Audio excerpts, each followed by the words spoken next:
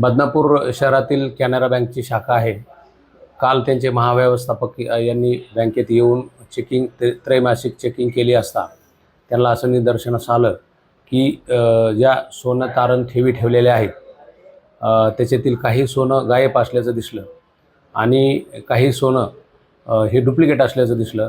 त्याच्यावरून त्यांनी तपासणी केली असता CCTV फुटेज आणि बाकी गोष्टी पाहिल्या असता बँकेचे मॅनेजर वीरेंद्र पाटणकर, त्यांचा सहकारी ऑफिसर संजय डोंगरे आणि सुवर्णकार प्रवीण बुराडे बदनापूर यांनी संगनमत करून बनावट सोनं हे खरं असल्याचं भासवून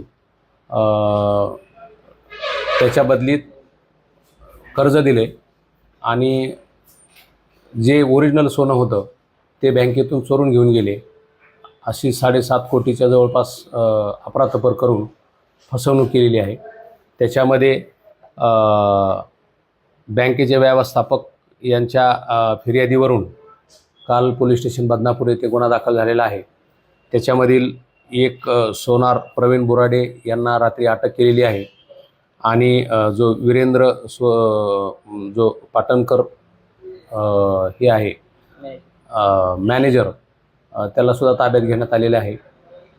आज त्यांची PCR घेऊन पुढील तपासामध्ये कोण अजून याच्यात सामील आहे याचा तपास घेऊन कारवाई करीत आहोत.